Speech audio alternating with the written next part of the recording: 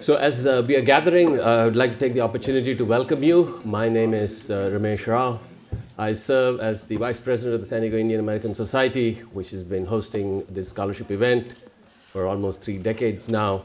I'm also a professor here at UC San Diego and serve as the director of the Qualcomm Institute, which is the facility that you're in. The main program starts at 3:15, but since so many of you are here, I thought we would give you a little glimpse of what takes place here on this campus and what this institute is positioned to bring together. So the Qualcomm Institute is an interdisciplinary environment, and we connect with essentially all parts of campus.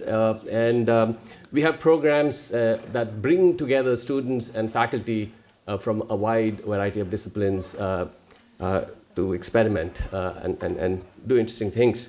So what we have for you today is an interesting production that came out of a collaboration amongst students, researchers, and faculty in the Department of Music, in the Department of Visual Arts, highly regarded, and the Scripps Institution of Oceanography, which was really the beginning of UC San Diego more than 100 years ago. So the collaboration involves the Whale Acoustic Lab at Scripps Institute of Oceanography. Professor John Hildebrand, electrical engineer by training, has spent his entire life collecting acoustic data from this famous sea just to the north of the Bering Strait called the Chukoskie. Sounds like Chuck E. Cheese, but it's the Chukoskie Sea. It's a relatively shallow sea where you hear nature and sea mammals go about their lives. Rather than talk about it in scientific terms, which of course we do in a scientific forum, this particular production called Arcticscapes is an evocative representation of 365 days that transpire in the Chukoskie Sea in 365 seconds. So it's not playing at a faster rate, so you cram together all the data that's gathered there. Let me not attempt to describe for you. But what you will see is these recordings that were made in this remote sea between the United States and Russia, 160 kilometers from the nearest land mass, by dropping a hydrophone to the floor of the sea. Right? It's a relatively shallow sea, but one is recording acoustic signals made by nature as well as by the sea mammals, and rendering it in an interesting way. So you will hear beluga whales, you will hear bowhead whales sing songs, communicate with each other, and go about the business of foraging and feeding themselves. So without further ado, I would like for us to have you experience that. But I wanted to mention some of the folks involved. Josh Jones, who's a PhD student at the Scripps Institute of Oceanography. Peter Fay, who got a degree recently in climate science and decided to become a school teacher, who's teaching math, science, and music somewhere in Wisconsin. Josh Stoney, who's a professor in visual arts, and I'll tell you at the end, if you have time, what he actually did. And Catherine Chu, who's a student here in visual arts. So part of it is to perhaps showcase to the students who are here what sorts of things UCSD offers. These are not examples that you typically run into when you're just browsing on the web, but when you're in a place like this, I think you have the opportunity to actually experience it. So while we are waiting, the program will start at 3:15, so people may be wandering in, but we have 6 minutes of our Arcticscapes coming up.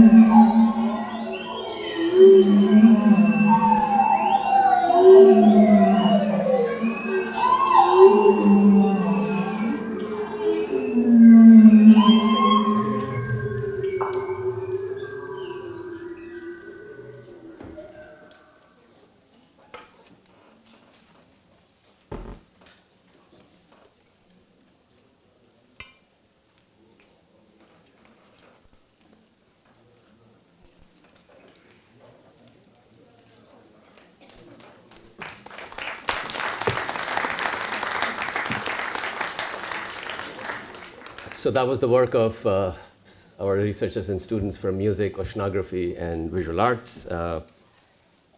Those painting-like things you saw was actually not images. When I was in the audience for the first time watching this, I thought they were actual pictures of the ocean floor. That's not what it is. It's actually paintings that were being scanned. Hope you got a sense of what goes on here. After the program, we have 2 other presentations planned that give you further sort of insight into how multiple disciplines are coming together to address problems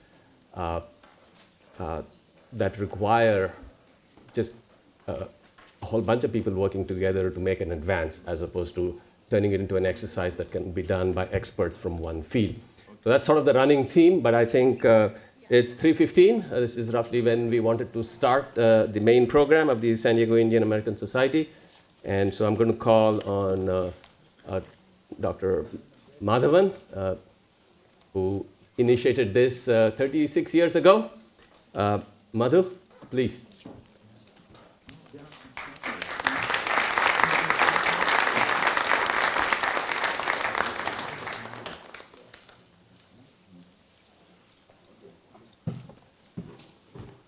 Actually, we are going to start the program at 3:30, so we had to wait for a while. People are still coming in. We didn't anticipate an overflowing crowd. I think we don't have enough space for people who are going to be coming a little late. So this is one of the interesting events that we have.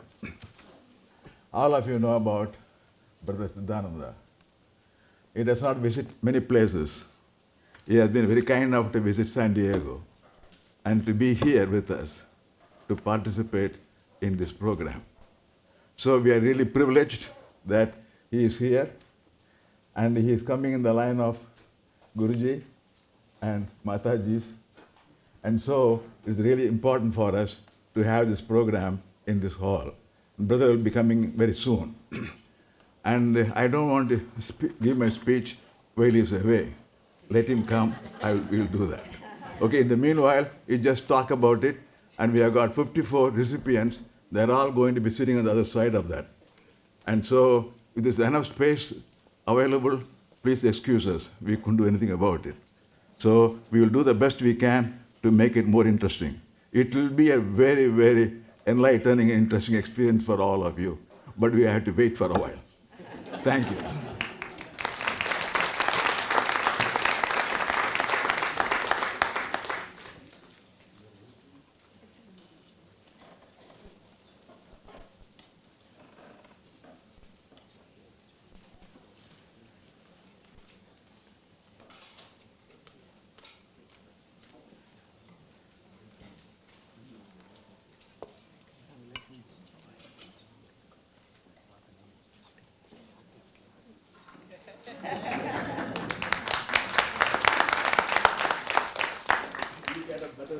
Because of the lateness.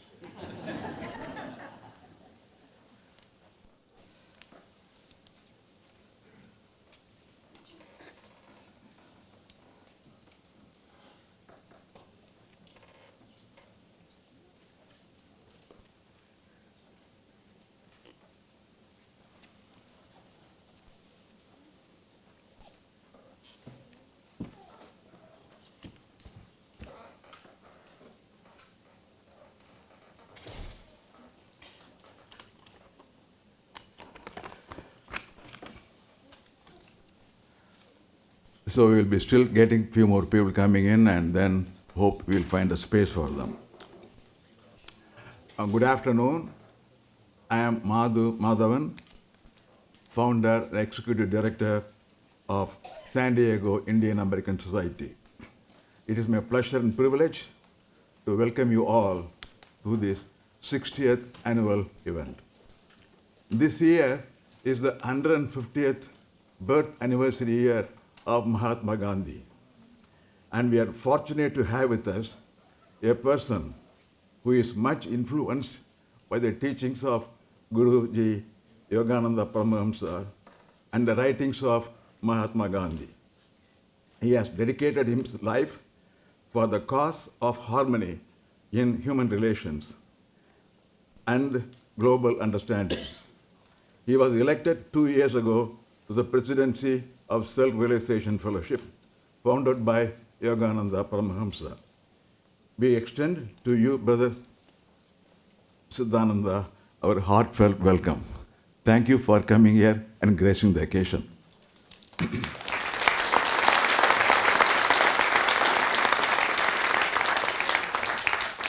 SDIAS had the privilege of honoring Guruji with its first Chakra Award in 1990, and also honoring your mentor and president of SRF, Mirlani Mataji, 3 years ago. The origin of San Diego Indian American Society can be traced back to the influence Gandhiji had on shaping our values, who lived through some of the most important period of Indian independence movement and were there to celebrate the dawn of modern India free of British government shackles. We wanted young people in San Diego to learn more about Gandhiji's weapon of nonviolence. It was adopted by one of his disciples in this country, Dr. Martin Luther King, to secure civil rights for all people in this country.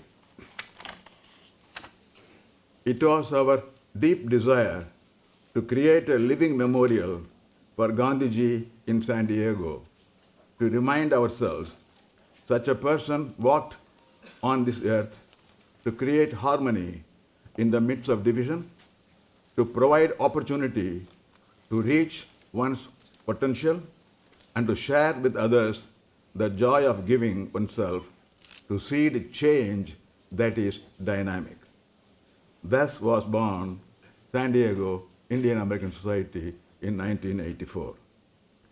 We are very fortunate to have Dr. Jonas Salk to deliver the inaugural address in 1984, followed by very distinguished scientists, diplomats, artists, and academicians. And the Silver Jubilee lecture was delivered by one of Gandhiji's grandsons, Rajmohan Gandhi, with another grandson, Arun Gandhi, presiding. This was perhaps the only time when two of Gandhiji's grandsons ever spoke in one event. This program that we have started is one of the longest held events in this country, providing an opportunity to young scholars to evaluate the relevance of nonviolence as a policy tool in today's world. I am very pleased to report to you that San Diego Indian American Society has come a long way since its inception. In 1984, we recognized 10 very outstanding high school graduates of San Diego County with only $3,000 in scholarships. And this year, we'll be recognizing 54 students, 28 high school graduates, and 26 students from community colleges. And we'll give them total of $110,000.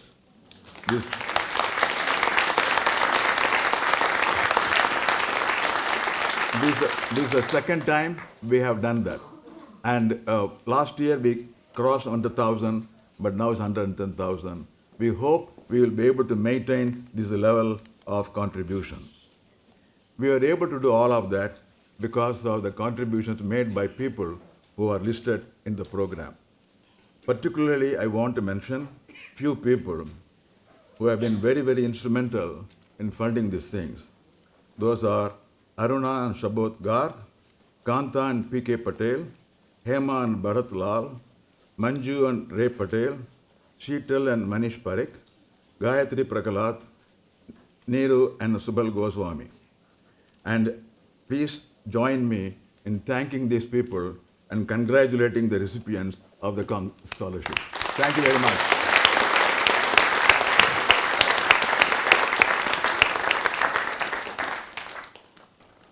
High school recipients will be attending very prestigious universities and colleges this fall, including Yale, Columbia, UCSD, UCLA, UC Berkeley, San Diego State, and others. Of course, I should mention San Diego State. If I don't, I can't go back. And they are very highly qualified students, extremely excellent students. And we also want to recognize and thank people who helped us to in deciding who should get the scholarships, the members of the scholarship committee, particularly Dr. Ramesh Rao and Hema Lal. Please join me in thanking them for their service. Thank you, Ramesh. Thank you. I would like to take this opportunity to recognize one woman, young girl, Rachana Madhukara, who is not a recipient this year, but could have been if she was a graduating senior. She is a very talented young woman who was admitted into MIT this fall from her junior year.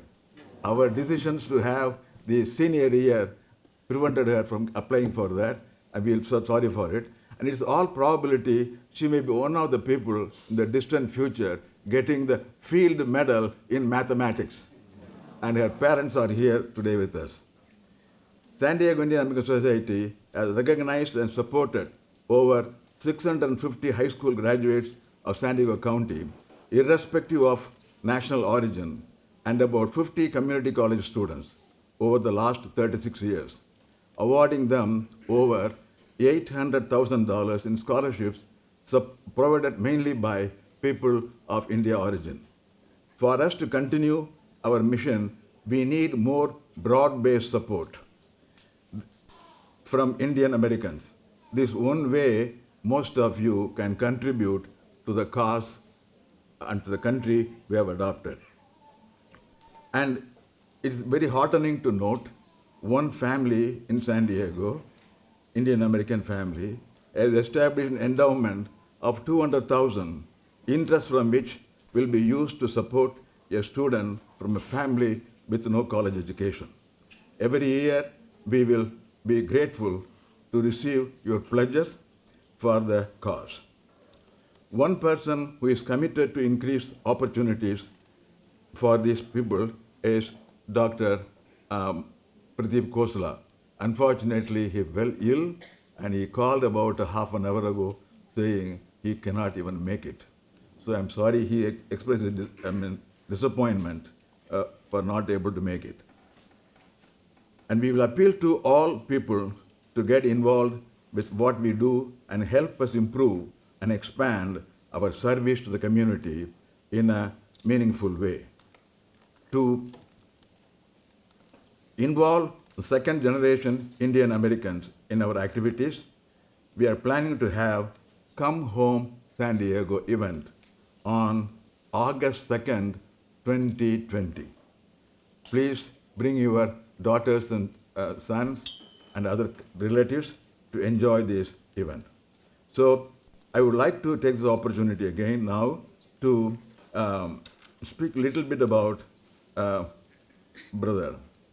And most of you may be aware, I don't know if you don't know, you might have seen from our advertisements and announcements, brother is a graduate of this great institution.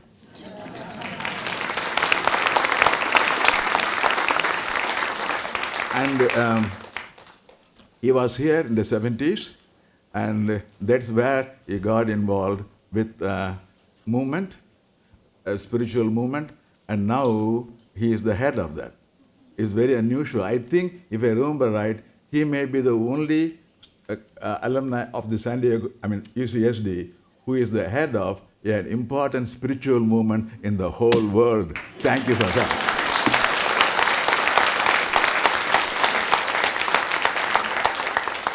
So, as a token of our gratitude, and we normally do that we want to honor him. Actually, Pradeep was supposed to be here to do the honor.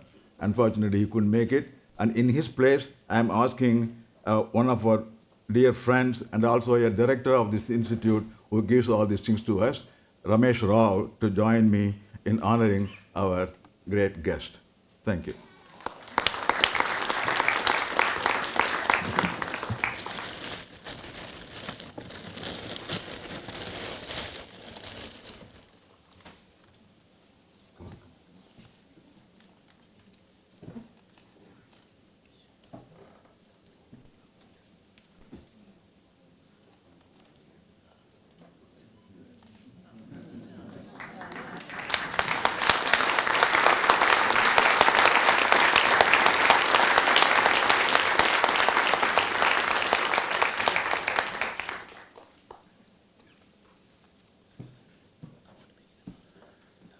Now, brother will address.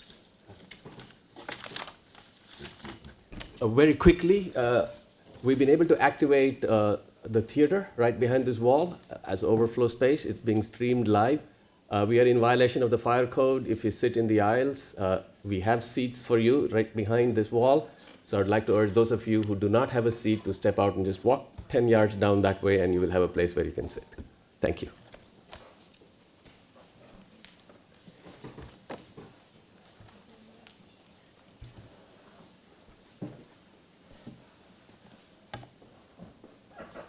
Well, it's a pleasure and an honor to be here. So first of all, greetings and thanks to Professor Madhavan, Professor Rao, members of the San Diego Indian American Society who have been such dear companions in the spiritual efforts of Self-Realization Fellowship for many, many years. And to all of you and to the wonderful, worthy recipients of the scholarship honors today, namaste. Namaste. The Indian greeting, my soul bows to your souls. Because truly, it's only on the level of the soul that we can really appreciate and understand and learn from and honor the great Mahatma Gandhi, whose title means great soul. Where are you, students who are receiving the honors? Raise your hands. Special greeting to you, because from that level of the soul, we understand that that same greatness, that same potential is in every human being, including each one of you. And to manifest, to express, to realize that divine and transcendent potential, that's the most rewarding, the most fulfilling, the most exciting undertaking a human being can ever adopt. Certainly, we saw that in the life of the revered Mahatma Gandhi. So at the beginning, let me just say one thing, that This is not a religious talk. However, we are here to honor these worthy students in the name of Mahatma Gandhi, who was essentially a spiritual being, a spiritual leader, a great, great spiritual man. So I ask your forgiveness in advance if my references to spirituality perhaps are not what is accustomed, at least it wasn't accustomed during my day at UCSD. Maybe the world has evolved enough by now, but in any case, I'm going to be talking from a spiritual level. Obviously, if that is your preference, you can just take it as a history lesson of the history of what Gandhi did in this world. So this is a very special occasion for two reasons. One I already mentioned, because of the honor to these worthy students, these worthy young people who are receiving the scholarships, and deep thanks to the San Diego Indian American Society, not only for providing these scholarships, but for providing them in the name of Mahatma Gandhi. And to those of you who are being honored today, this is a vote of confidence. This is a sign to you, a vote of confidence in your potential to take responsibility to make your lives matter. You know, this is the inherent urge in the human nature, in human consciousness, this urge to improve, this urge to grow, this urge to live a meaningful life, this urge to improve ourselves, even, yes, to attain self-realization, that realization of the highest potential in every human being. And certainly, each one of you has been recognized by this organization, by the San Diego Indian American Society. You've been recognized as one who has the potential not just to be a passive recipient of what life deals out to you, but someone who will take responsibility, as I said, to make a difference. I congratulate you for that, as I know the members of the Indian American Society do as well, because the life of Mahatma Gandhi showed so profoundly, even epically, what a difference the life of one human being can make. So I'm looking out especially at all of you, and please receive this goodwill, this vote of confidence, and who knows, in some way, may your lives each reflect that potential, that greatness. So that's the first reason this is a special occasion. The second one is very interesting. As Professor Madhavan already mentioned, this year is the 150th anniversary of the birth of Mahatma Gandhi. And I was deeply touched, deeply grateful, and also, yes, impressed that the San Diego Indian American Society chose to give this memorial lecture in this special anniversary year, not to a representative of government, not to a scholar, not to a political leader, but to a devotee of yoga. That's very significant. Let me tell you why. Really, if we ask ourselves, what was the source of Gandhiji's accomplishment? The greatest evidence from his own life, from his own words, from the remarkably consistent pattern of his behavior throughout decades of public life, the greatest evidence of where his ability to achieve what he achieved was his deep rootedness in the perennial spirituality, the universal spirituality that India has stewarded for these countless millennia. In short, in addition to, or despite all of the other remarkable qualities he had, his great political shrewdness, his ability to motivate and inspire and persuade people, his great sense of humor, all of that aside, in essence, it all crystallized into this one fact. Gandhiji was a yogi. Now, I think most people today are beginning or already understand that yoga, contrary to its perception in some of the popular understanding, or lack thereof, I should say, is not essentially a physical exercise. That's part of the science of yoga, certainly. But yoga is so much more profound, so much deeper than that. Yoga means union. Yoga means union first of the body-mind with the soul, the transcendent spark of consciousness within, and then ultimately union of the soul with the all-pervading infinite consciousness or spirit. Now, yoga is, of course, the state of union, but it's also the methodology, it's also the techniques, it's also the means for achieving that great state. Let me just briefly touch on this. I think many of you are probably familiar with this, but in the context of the life of Mahatma Gandhi, it's very important and very worthwhile, and I think very interesting to understand it in this context. Yoga, classically speaking, consists of 8 steps. 8 steps of spiritual endeavor, of spiritual practice, of spiritual achievement. Starting with the first 2 steps, which are the moral foundation, the moral rules, the do's and the don'ts. We could think of it as the guides for action, the guides for right action and right attitude in human life.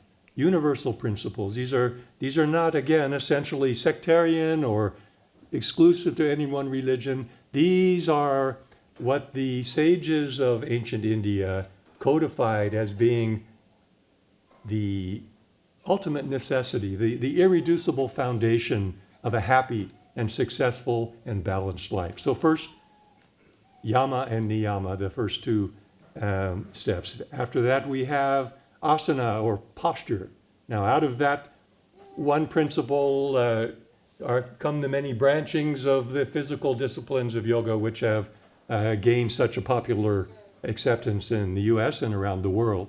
But again, asana itself is a very specific principle. It means mastery of the body, to be able to hold the body in a relaxed and still position in order to practice meditation. 3rd step. The 4th step we call pranayama. This can be overemphasized, and this is so unique to what India has bequeathed to the world family. Pranayama. Prana means life energy, life force. It's the animating energy. It's the force that mediates between consciousness and mind and the physical body, and then by extension mediates between consciousness and the physical world. It's what animates all of our behavior, all of our reactions, all of our habits. These are all, according to the science of yoga, understandable and manipulatable through understanding that life force, that life energy, that intelligent energy that flows through the nervous system out into the body, activating the instruments that we use to move and act and achieve in this world. After we master that life energy in the body, then this gives us control over the mind. It gives us control to interiorize the mind, which is the 5th step. We own the mind, so to speak. The mind has been bought and sold by all of the externally powerful and externally potent influences pulling our consciousness outward, keeping us almost exclusively absorbed in outwardness, in materiality. So that interiorization of the mind is an important step on the path of yoga. From that comes the ability to concentrate, the 6th step, dharana. Concentration means mastery of the attention. And I don't think I have to say anything more about that other than for us all to nod our heads and recognize that there is no success, material, academic, political, social, or any other kind of success that does not depend on the mastery of that faculty of attention, that faculty of being able to focus the mind on a given goal, a given undertaking. Once we have that concentration, that enables meditation. Now, you may be surprised that it's only after all of these steps we're finally coming to this term meditation. That's the scientific basis of yoga. First, develop these disciplines, develop these abilities. Then the mind can truly meditate. And then from that comes the expansion of consciousness, which is real meditation, and ultimately superconscious bliss, superconscious union. So that's what we mean when we say yoga. Now, the reason I spent a little time on this is to point out that Gandhiji, who lived this epic life, who changed the course of world history, he did so by applying two principles of yoga. Many people don't realize this. Many people, especially in popular history or political view of what those events consisted of, don't realize that the two animating principles of Gandhiji's lifelong work, one was ahimsa, which most of us know as the principle of nonviolence, and the principle of satya, or as he put it, satyagraha. Satya means truth. He called his movement satyagraha, or holding to truth, adherence to truth. Those two principles, satya and ahimsa, those are two of the very foundational principles of yoga, and Gandhiji was the first to take those out of the forest ashrams, out of the Himalayan regions of the ancient practitioners of yoga, and use them to become a force for social change. More than social change, social revolution, as I said, change the course of the world.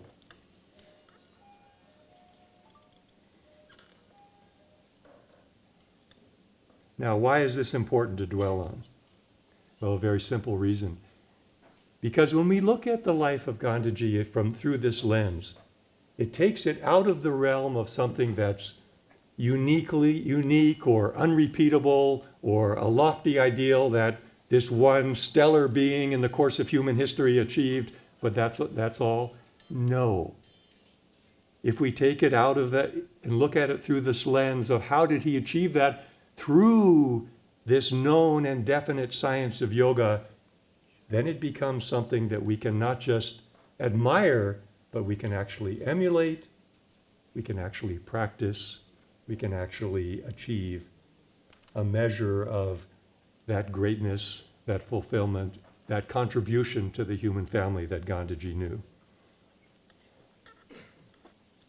As Professor Madhavan mentioned, the founder of the organization I represent, Self-Realization Fellowship, our founder was Paramahansa Yogananda. Many of you may have heard or have read his renowned autobiography of a yogi. And in that book, he talks about the time that he spent with Mahatma Gandhi at his ashram in India. And he related this story, which is pertinent to the point that I've just been making, is that he related that one time a person, sort of a cynical or critical person, came to Gandhi and said, "Mahatmaji, you are an exceptional man. You must not expect the world to act as you do." Common excuse, isn't it? Gandhi replied, no doubt let me just digress for a moment to paint a word picture here.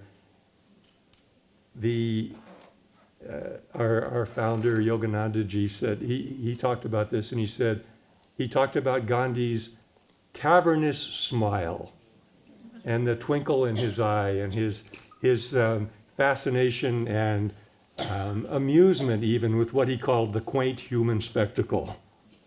But anyways, no doubt with one of those smiles, Gandhi replied to this critic who said that, well, you're exceptional. You can't expect, or nobody can expect to be what you are. He said, it's curious how we delude ourselves, fancying that the body can be improved, but that it is impossible to evoke the hidden powers of the soul. And he went on and said, I am engaged in trying to show that if I have any of those powers, I am as frail of a mortal as any of us. And I never had anything extraordinary about me, nor have I now. I am a simple individual, as liable to error as any other fellow mortal. However, I own that I have enough humility to confess my errors when I make them and to retrace my steps. And I also own that I have an immovable faith in the goodness of humanity, the goodness of God, and an unconsumable passion for truth and love. But isn't that what every person has latent within them? So, here we are. Here we are with that challenge placed before each one of us by the great Mahatma Gandhi. How do we take those ideals? How do we take those words, ahimsa, nonviolence, love, peace, truth? How do we take those ideals and move them from being mere philosophy into a force that's capable first of changing our own lives and then radiating outward in waves of beneficial change to our community, our nation, our world? Well, that's what Gandhi did. He did it first, as I said, by changing himself. On the spiritual path, on the path of yoga, this is an irreducible starting point, is the attitude of mind that we don't begin by looking and pointing fingers at everybody else. We look at ourselves and we say, first I must change. Then I can expect to see changes in those around me. So first by changing himself, and then second by converting millions of followers in India to these ancient, universal, powerful spiritual ideals of classical Indian spirituality. You know, it's very interesting, Paramahansa Yogananda, in his autobiography, he observed that it's a bit of a paradox, or a puzzle, really. India currently has the oldest extant civilization, which has been preserved in all of the essential details, the oldest civilization currently existing on the face of the earth. And he says that, but this is not an accident, but this is a logical consequence of India's one-pointed devotion in every generation, down the centuries, down the millennia. India's one-pointed devotion to bringing out that highest spiritual potential in individual human beings. In every generation, there have been those who accomplished that. The great sages, the Buddhas, the Ramakrishnas, the Yoganandas, the Mahatma Gandhis. And he said it's because of that India has survived. He said, look around. Where are the other empires of Babylon and Egypt and Greece and Rome, great military powers who were once the contemporaries of India? Gone.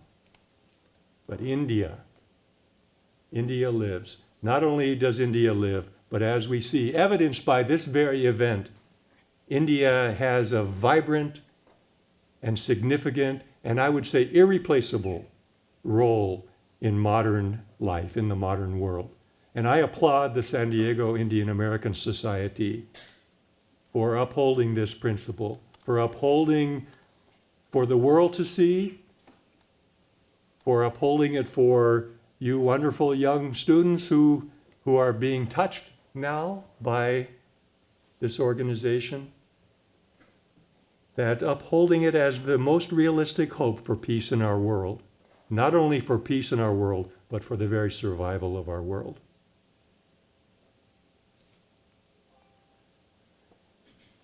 Arnold Toynbee was a renowned historian of the 20th century, and he was not from India. He was not a Hindu. He was not a yogi. In fact, he came under criticism later in his career by academic historians because he was too Christian to be a real objective historian. I only mention that to say that there was no bias in what he said. But let me read these words to you. They're very powerful. And he was summarizing the era of modern history that began with the explosion of the atomic bombs at the end of World War II. And he said this. He said, "It is already becoming clear that a chapter in history which had a Western beginning will have to have an Indian ending if it is not to end in the self-destruction of the human race."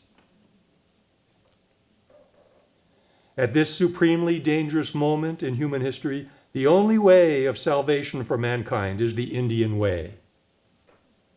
Remember, this is the man who was criticized perhaps for being too Christian, but then to utter these words, the only hope of salvation for mankind is the Indian way. Emperor Asoka's and Mahatma Gandhi's principle of nonviolence. Sri Ramakrishna's testimony to the harmony of all religions. Here we have an attitude and spirit that can make it possible for the human race to grow together into a single family. And in the atomic age, this is the only alternative to destroying ourselves.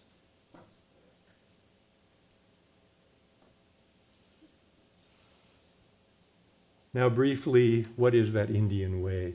As I mentioned, as we all know, this tremendous treasure house of human knowledge, of human wisdom, of spiritual wisdom, has been preserved, has been cultivated, has been lived for who knows how many millennia in India, until it started to, at the end of the beginning of the 20th century, end of the 19th century, began to spread out of India into the West. But there really, I would point out 5 principles, 5 foundational guideposts of what this Indian way is. Because, again, as we pointed out before, how did Gandhi accomplish what he did? He accomplished it because he aligned his life. He aligned every cell of his body. He aligned every fiber of his being with these eternal and universal and transcendent truths. First one is this. These are from the ancient scriptures of India. That first is the entire universe is pervaded by the divine consciousness. The entire universe. All creation is sacred, a manifestation of one spirit. Now remember, these are not points of a sectarian religion. These are, I would urge all of us to treat these as principles whose validity will become obvious to anyone who awakens his or her instruments of perception. We walk through this world like sleepwalkers, most people. And therefore, we allow ourselves to do things to creation, to our world, that's resulted in the greatest threat of ecological and climatological crisis that the human race in recorded history has known. Can you imagine any human being doing that if there was a perception of the sacredness, any more than you would pour poison into your own body? Because we've lost sight of that first foundational principle. The second one flows from that all-pervading consciousness, that all-pervading spirit, or God, you might say, dwells in the heart of every being. And out of that comes the next point. The world is one family. And out of that, the next one, that truth is one, but the wise refer to it. The wise talk about it in many different ways. Truth is one, the wise call it by many names. In other words, these divisions, these barriers of sectarian religion, which is the cause of so much violence, so much inharmony, war, devastation, unkindness, and cruelty, all of those, again, result from the fact that we look at ourselves and we look at our human family through that clouded lens of the unawakened instruments of perception. Gandhi, the yogis, the great sages of ancient India have one message for us, and it is wake up. wake up. And out of those four come the fifth one, because when one begins to internalize those, when one begins to appreciate those, then the fifth eternal principle that India has exemplified and upheld as the ideal, it just naturally flows out of it. And it is really a prayer: may all beings be happy. May all beings be free of suffering. Now these, as I said earlier, these are not just principles that great ones such as Mahatma, such as Gandhiji, or any of the other towering figures of spirituality that have taken their place on the world stage. They're applicable to all. In his autobiography, Paramahansa Yogananda wrote something very interesting and very germane to this point. He said there are a number of great individuals. He wrote this in 1946 when he wrote his autobiography. He said there are a number of great individuals living today in American or European or other non-Hindu bodies who, though they may have never heard the words yogi or swami, are yet true exemplars of those terms. Why?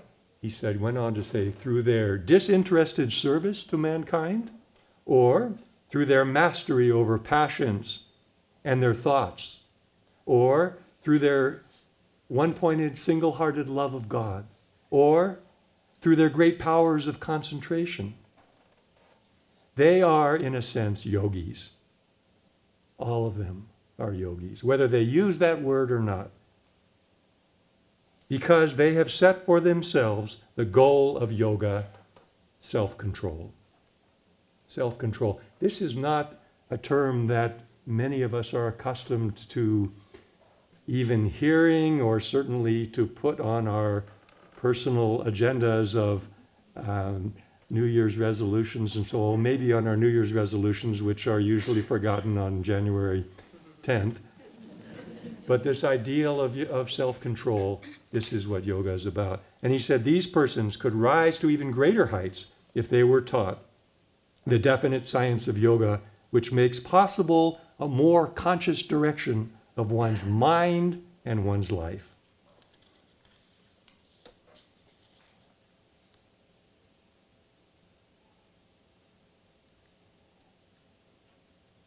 Let me draw your attention back to one very powerful story from the life of Mahatma Gandhi. How many here have watched, either now or some years ago, that film of Richard Attenborough on the life of Gandhi? Won the Academy Award for the Best Picture and so on, many awards when it was released, I think in 1981 or 82. A wonderful picture about Gandhi. And one of the events in that that was so beautifully illustrated was that one time, Gandhi, of course, was born in India. He became a lawyer. He went to South Africa, where there was a large Indian community, and began to practice law. He got his law degree in England.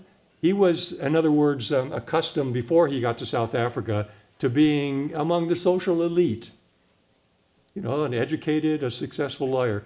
He got on the train in South Africa, purchased a first-class ticket, and was on his way from, I believe, Cape Town to Pretoria. And halfway through the journey, a white individual sitting in the same compartment with him complained to the conductors, "How dare you allow this Indian person in the first-class section? This is supposed to be for whites only."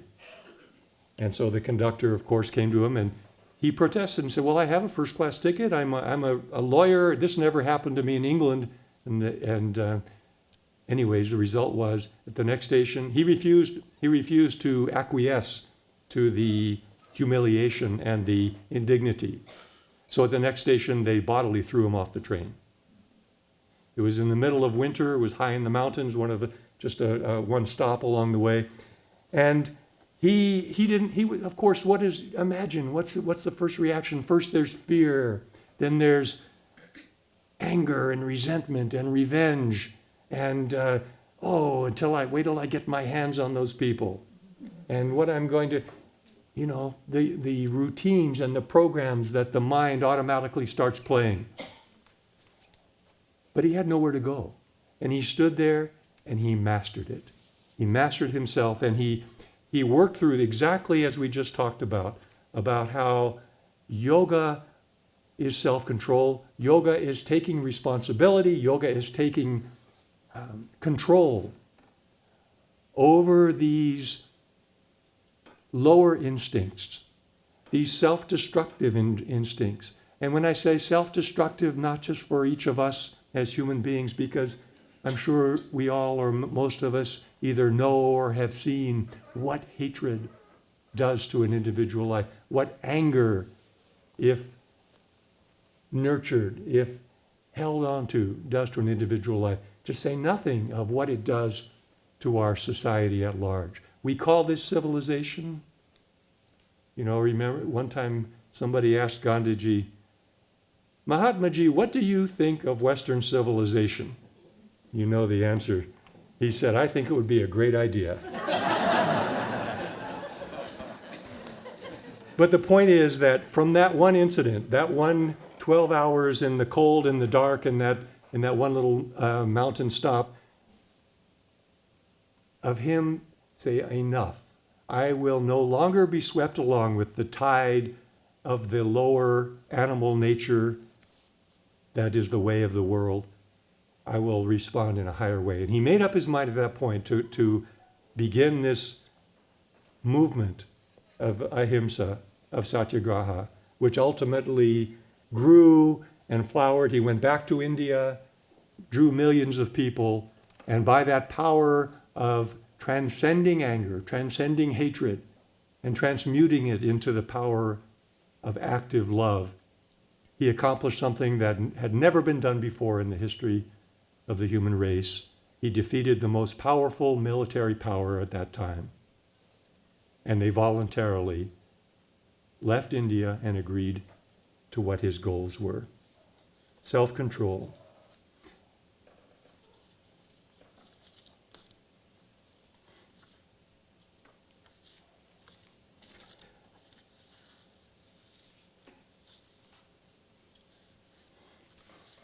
Now, each one of you has, you students, you, if I understand, have submitted an essay on nonviolent means for conflict resolution.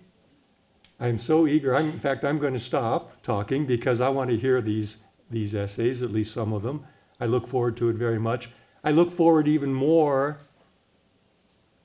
to hearing 5 years, 10 years, 15 years down the line, as these principles, as this powerful idea matures and grows and bears fruit in your lives. You're the hope. Your generation is going to be not only the owners, but the ones responsible for the world. And so again, what a momentous and significant and worthy of gratitude gesture by the Indian American Society to give this assistance, to give this help to you in the name of someone, Mahatma Gandhi, who exemplified a higher way of life, a more hopeful way of life.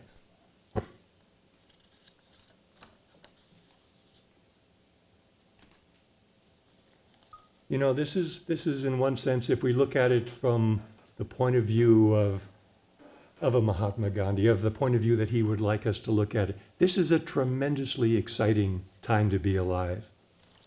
If we train as spiritual warriors, like those millions that Gandhi was able to train.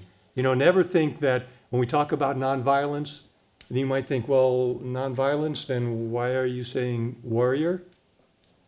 Believe me, there is no one who is, from Gandhi to the least of his followers, who has truly understood what ahimsa, what nonviolence means, who is not a warrior.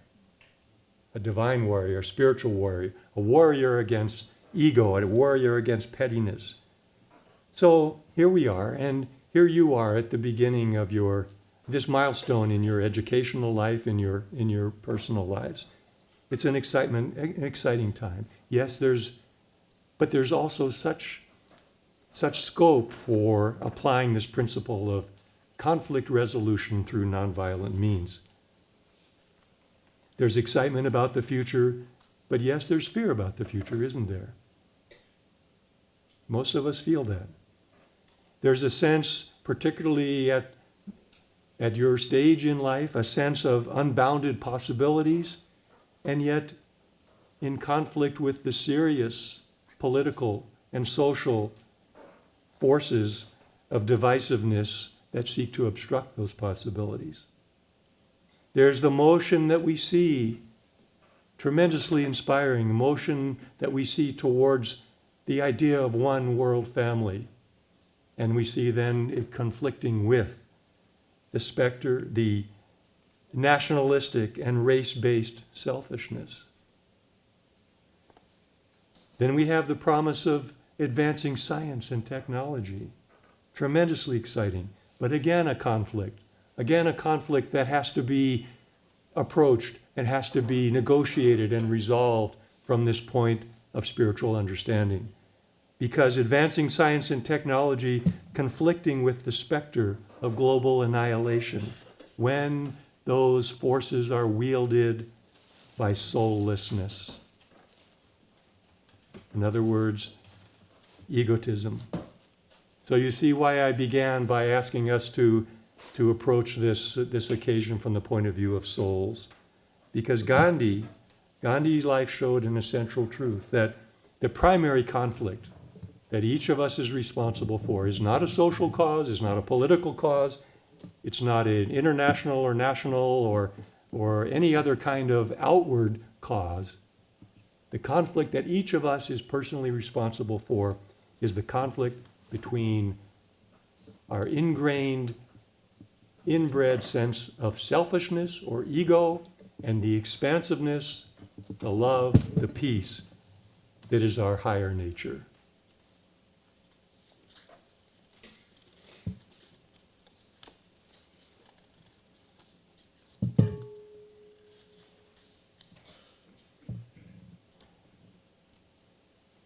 You know, science of course gives us wonderful progress as the human race. For example, as Professor Madhavan mentioned, some of the illustrious predecessors who have given these Mahatma Gandhi memorial lectures over the years, take Dr. Jonas Salk, whose research showed the way to effectively eradicate the scourge of polio, and many, many other scientific accomplishments. But the point is, and I know that each of them would agree with this, I know that our great government leaders and political leaders and scholars would agree with this, that no matter how much potential, how much promise science and technology hold out to us, without wisdom, we destroy ourselves. Without wisdom, we destroy ourselves. Gandhiji showed that. But he showed that the forces available to humanity's spirit, our souls, are just as definite and yield results that are just as measurable, just as tangible as those of any material science. Peace, love, ahimsa, forgiveness. You know, these seem so poetic, almost sentimental, embarrassingly so when we stand at one of our great universities and uphold them and we're not in an English literature class. And yet Gandhi, like India's other great spiritual leaders, knew that these were not sentimental or poetic. These are fundamental forces of nature. And someday, I'm convinced, someday our physicists who peer into the quantum realm and are able to have glimpses and gradually discern the extremely subtle and extremely magnificent dance of matter and consciousness. Someday they will be able to put scientific measurement, scientific application of these. And even now, we can certainly observe them as forces of evolution, without which life on Earth would never have advanced beyond the stage of primitive humanity, without peace, without ahimsa, without forgiveness. Now, a last word for you. There's no reason why any of us has to wait for material science to lead the way, because India has already done the work for us. India, through her magnificent and eternal and non-sectarian universal science of meditation bestows all of these, gives us access to these, not as poetic sentiments, but as forces of our inner being, as forces of nature. That is what meditation, the science of the soul, will give us. And that science of the soul is what bestows the perception, the realization, the internalization of those immortal principles that India has formed its civilization on all of these millennia. The divinity of all creation, the sacredness of each human being, the world as one family, and most of all, the animating, motivating impulse of our innermost being that we work for. May all beings be happy. May all beings be free of suffering. Can you imagine a world composed of individuals who operate in life along those lines? So my plea today, especially to you wonderful honorees of the Mahatma Gandhi Memorial Scholarship, is to become a citizen of the world. Become the spiritual citizen who is a brother or sister to all mankind. That's what Mahatma Gandhi lived for, and that's what he represents to us today. That's what the San Diego Indian American Society and I myself devoutly hope for each of you. Because when we know ourselves as the soul, we know peace, and we know how to bring peace into the world. As Yogananda tells us, peace emanates from the soul and is the sacred inner environment in which true happiness unfolds. Peace, love, and joy to each one of you. Thank you.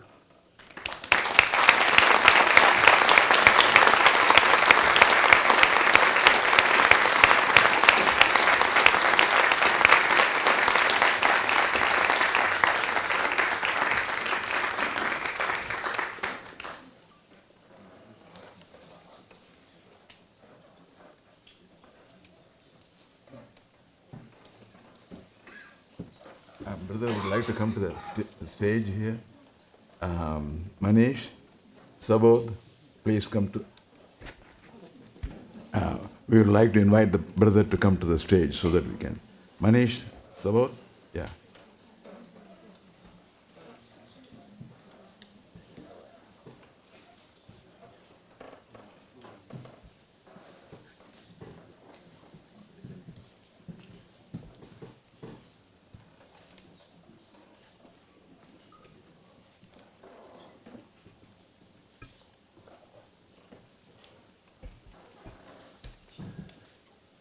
So before we start with the awarding of the certificates to the student, which is going to be in 3 parts, I wanted to take a moment to convey our Chancellor's regards. He very much wanted to be here. A couple of years ago, he actually was the speaker himself and was hoping to be here. And listening to Brother Chidananda's comments, I'm imagining that if our Chancellor were here this year, he would probably share with you the wonderful news that perhaps many of you read in the newspapers just a month or so ago, that thanks to the efforts of citizens at San Diego, Danny Sanford in particular, UC San Diego has just established an institute for the study of empathy and compassion.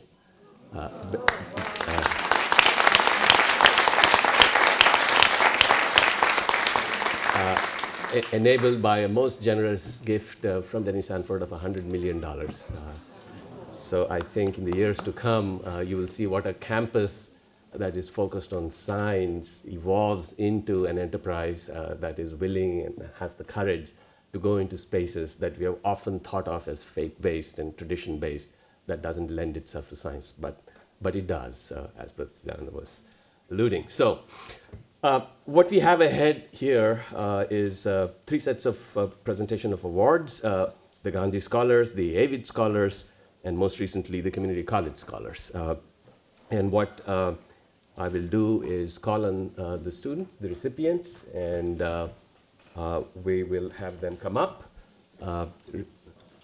receive the certificates and the checks that are in the folders. And if they're not here, we'll, of course, save the awards and the certificates for them and make sure that they receive it. But I also wanted to take a moment. Marlene, are you here? So we have at least one prior winner of the Gandhi Scholar who decided to go to UCSD, and she not only is a student here, she's not here, busy perhaps next door. She's actually working here with us at the Qualcomm Institute. So these relationships are not just about an afternoon encounter. We hope the winners from this year will also go on to stay connected with us.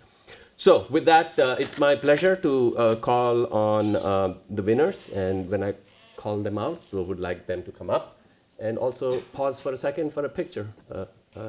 Ram Session, expert photographer here, will be doing the honors. The first one, Mary Agashua from Kearney SCT High School, who is headed to UC Davis. Mary?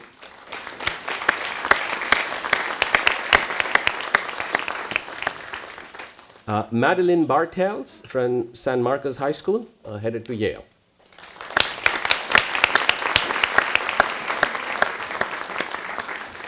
Please, this way.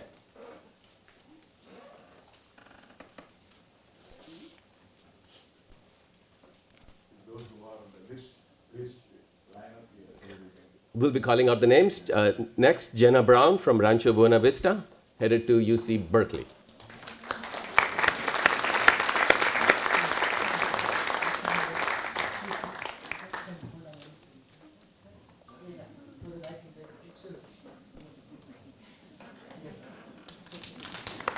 Victoria Comunale, Francis Parker High School, headed to Columbia.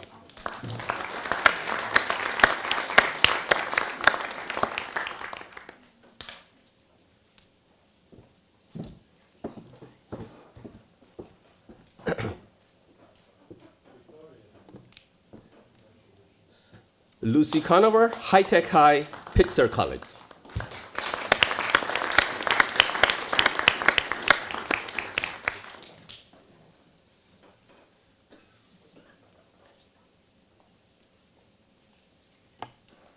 Lucy?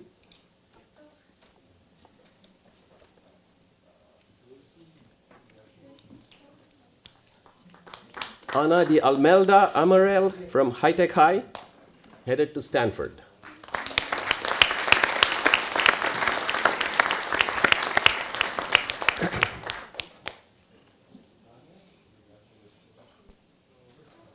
Chloe Kaufman, Poway High School, headed to UCLA.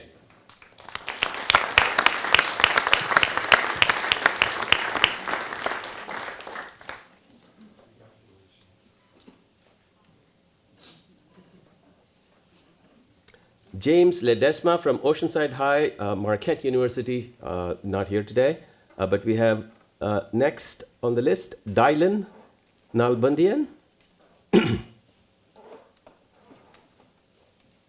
Dylan, coming down.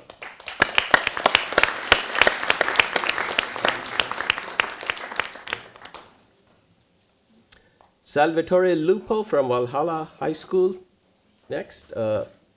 Headed to Dartmouth College.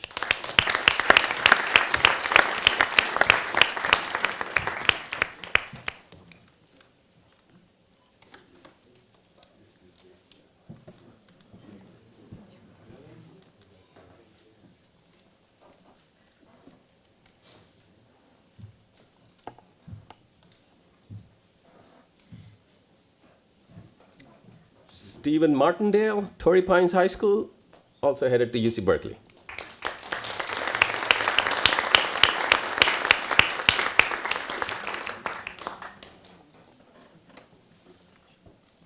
Christopher Martinez, El Camino High School, going to UC San Diego.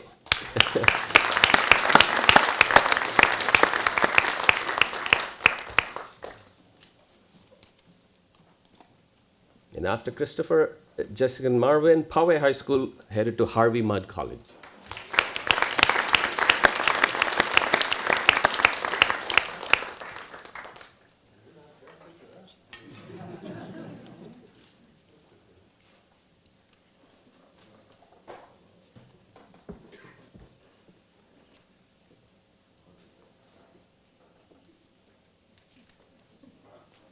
So in our list, we have 9 students going to UC campus or another. The largest number actually going to UC San Diego, which of course puts a big smile on our face. A little mix up here. By the way, I should mention, again, this is all in the news, but there's been a concerted effort on the part of the state and the University of California to increase the enrollment of students to make education more accessible to the residents of California. So this campus is soon going to, and these are the lines that the chancellor would have shared with you, is soon going to grow to be 34,000 students. It's going to be the largest residential campus in the country. For those of us that have been in UC San Diego for a long time, that's sort of unimaginable. We never thought of ourselves as being larger than UCLA, but that's where we are. We're going to be larger than San Diego State, larger than UCLA, pretty much the largest residential campus in the country. Sandrian McCanney, Walhalla High School, headed to San Diego State.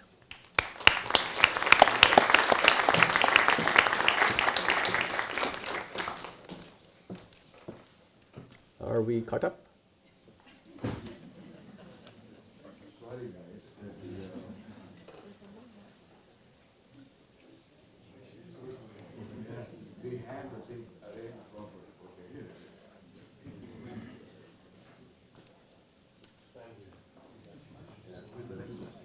Guadalupe Ortega, Escondido High School, headed to Dartmouth.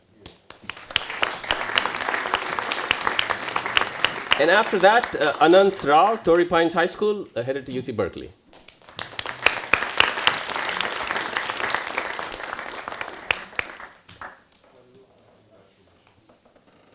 And then Jenna Scroggins, Orange Glen High School, also coming to UC San Diego.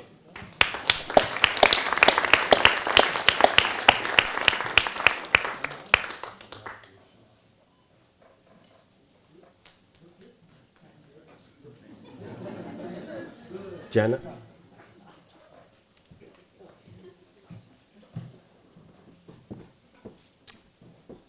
And Kishan Shah, Torrey Pines High School, UCLA.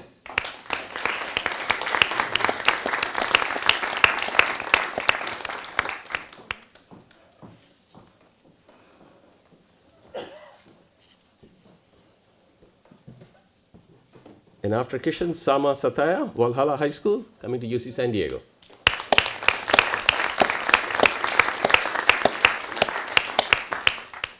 Sama will be reading her essays. Her essay, one of her 2 essays.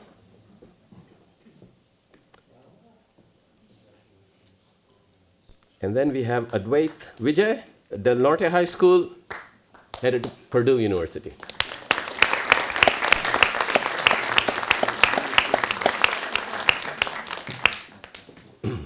And you're the mom? His mother. All right. On behalf of Advait, the mom.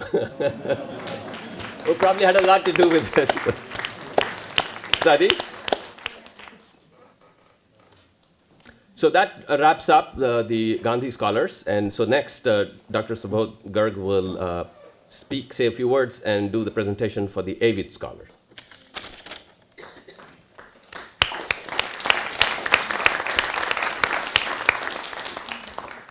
Honored guests and fellow members,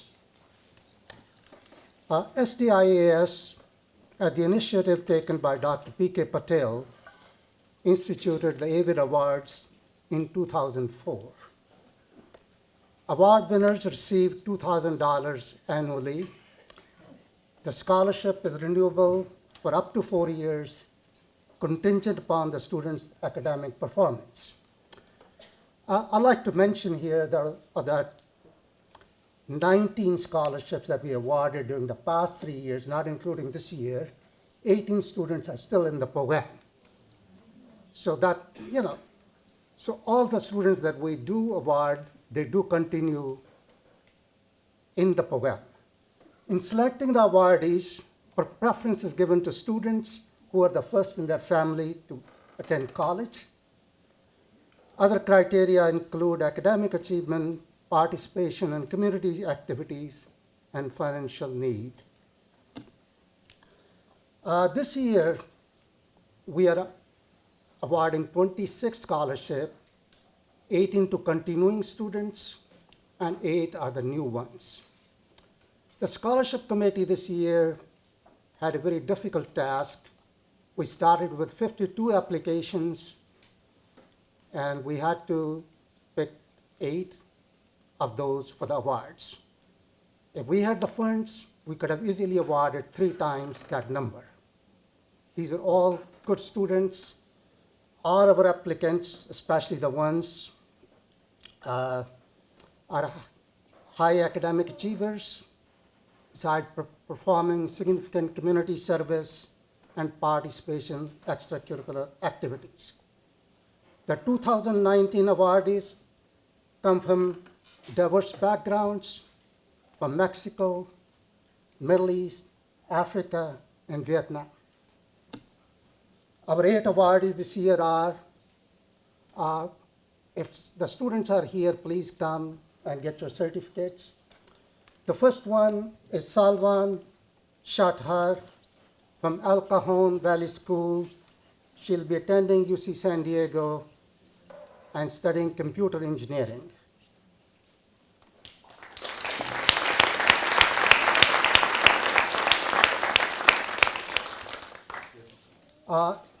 I guess she's not here.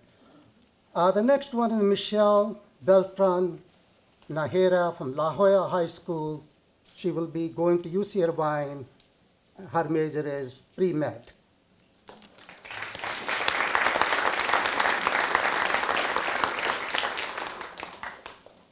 Next one is Halimo Farah, Crawford High School.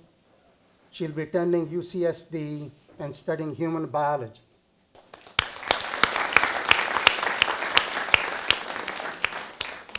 Nee Nguyen from San Marcos High School will be attending UC Berkeley and studying chemistry.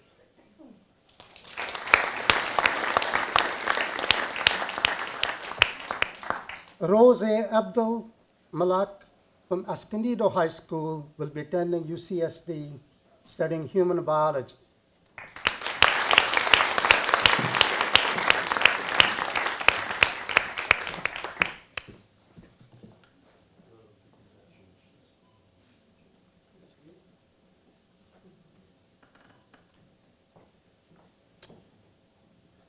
Miguel Arias Estrada from Hoover High School, also going to UCSD and studying computer science.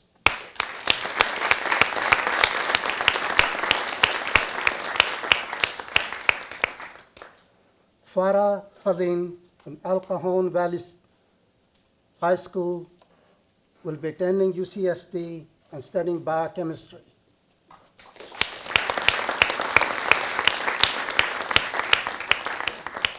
Sonia Yara, I'm sorry, I can't say this name, so I'll try my best. Yarugai from Monte Vista High School. She'll be going to Stanford and studying biology.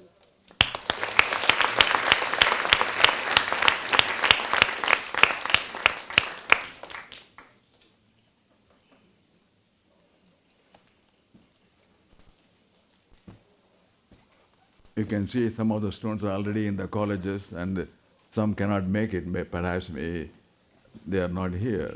And that only shows that how busy they are, and they are from families with no college education. We don't use the income statements anyway. So we have to increase the number of such scholarships for students, because this scholarship we give is $8,000 for each student and $2,000 a year. It's not very much, but it's something that makes it happen. So most of the time what we do is one student, one member of the community undertakes to support one student particular year, like that. There are few people in the community who have supported more than 50 students. And 3-4 of them have done that.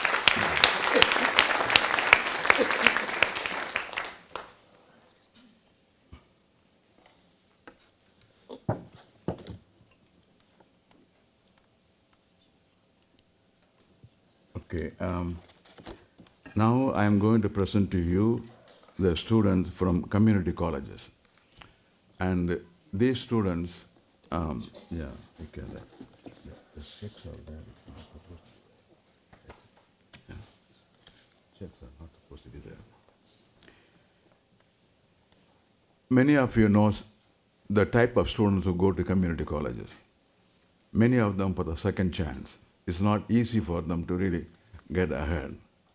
And the number of students we interviewed this time may be between about 50 and 60 students.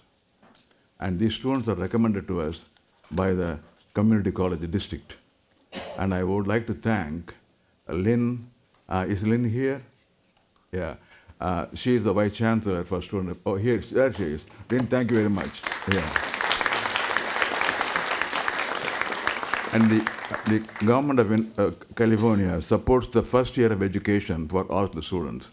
The second year, they don't provide any money. So what we try to do is we try to provide money for the students' scholarships, for the books and other things, on the recommendation of the College of Community College districts.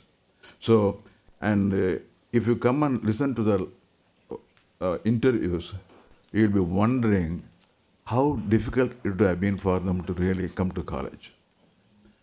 I will tell you a story of one student who was incarcerated for 14 years. He was sitting in a cell for almost 8 years alone. And when he was released, it was not his fault, he was in the jail. And when he was released, they gave him $200. And he came out, and the $200, he was able to spend only 3 days. After they didn't have any money.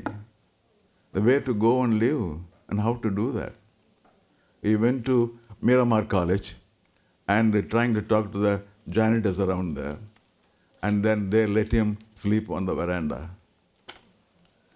And he used to do that, and then he used to take bath from there, then go to class at 8 o'clock in the morning. He does not know where to go and have his lunch. He didn't know where to get his food. But that kind of people have determined to do something for themselves. Our society needs to support them. And one of the girls will go into speaking today. Is Alsba here today? Yes, she's here. Yeah. And she will be giving, she will be speaking about her experience. And I think that'll be really interesting to listen to that. So we need to support these students quite a lot. And whatever we give is a very small token. This is the way we want to experience. I want to explain to you what happened in the interview. When this gentleman who was incarcerated was interviewed, and we asked him, where is he going to have his dinner? He said, I don't know where to get it. Then some of us in the interviewing things, they had to put our hands in our pockets and see what did we have. So we gave what little we had. One person had 2 candies, very precious candies for him. He said, you take it. This is more important for you. So that is the kind of people we are now encouraging. We have to do that. So I'm going to read out the names of the students who have received this scholarship. And we will continue to do this every year, at least for 25 students. We want some people in our community to support at least one student. And if you do that, it is good for your soul. You're talking about the soul, I think. And we would like you to encourage to do that. And let me read out the names of the students who received this award this year. Marcella Kong. Is she here? Cool.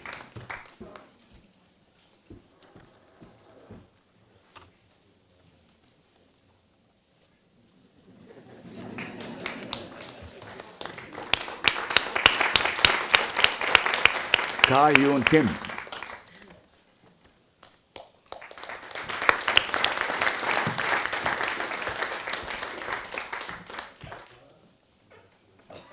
Camden Dwayne Preister.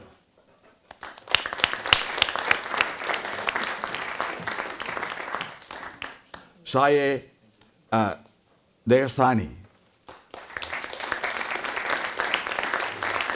Zaira Zeel. Please line up. You go there. Meera Shalashuri.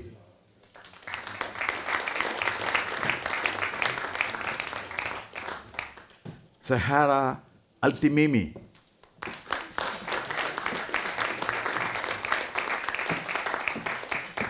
George Sanchez.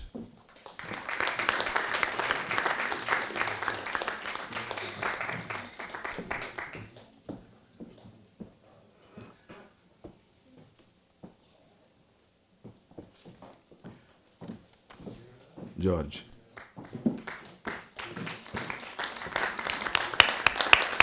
Rena Alsba.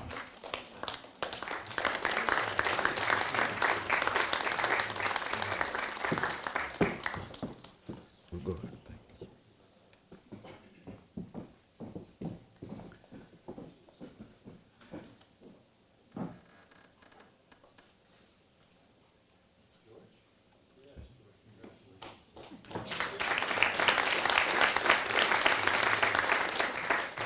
Rena, go.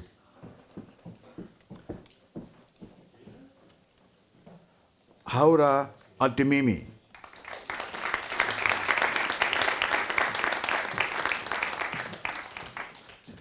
Michael Wong.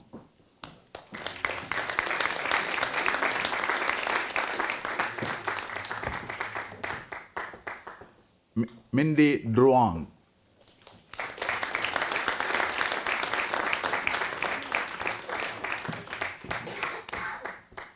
Olga Delgado Gomez.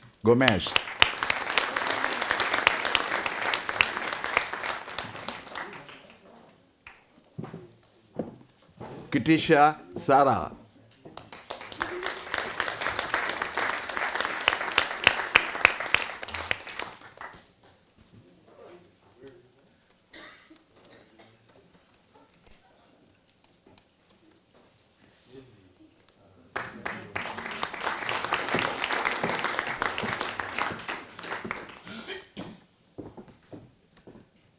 Paris Wells. Kitisha?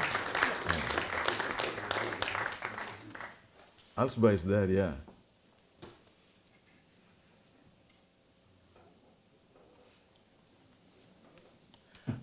We have got 25 things. They put it, trying to order it in the proper way. Somebody did something different. Okay, I must thank Congressman Scott Peters. His office is the one who provides these year's congressional certificates. It's worth framing. It's really good.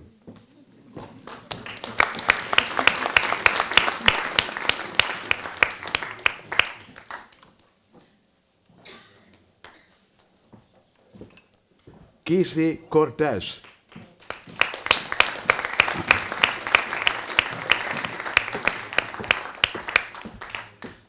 Nisa Diaz.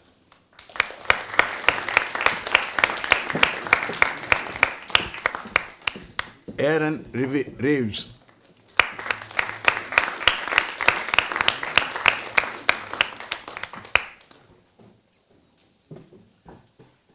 Pamela De Leon Aguilera.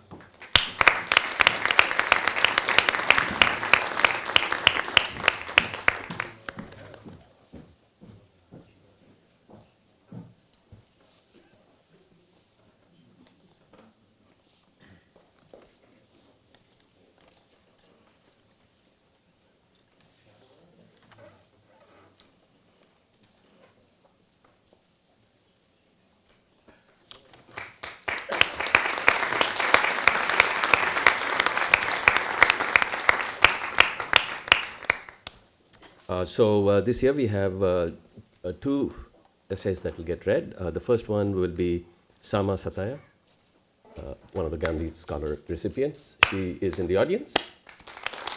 Please, come on over.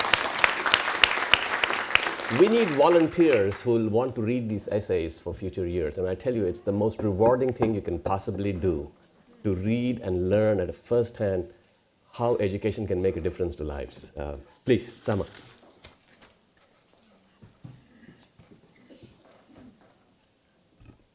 I would like to start off by first thanking the San Diego American Indian Society for not only selecting me to receive the Gandhi Scholarship, but for also honoring and humbling me through the presentation of my speech.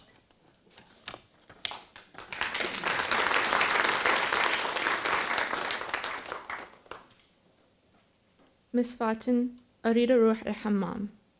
My kindergarten teacher looked up at me and instructed me to repeat that in English. I saw the inquisitive eyes of all the other children peering at me as the paper containing my Aramaic to English translations began to tremble between my clenched, sweating palms. I attempted to translate to my teacher through a quivering voice in fragmented English that I wished to go to the restroom. The mortification of having to stand in front of that class and being put on the spot to communicate in a tongue that was neither my first nor my second language is an emotion that I've never been able to omit from memory. However, what I remember most from that day was not the discomfort or the distress I endured. It was the feeling of utter adoration as my mother caressed my tear-stained face that night, repeating, "Me kharif habibi," meaning, "It's okay, my love."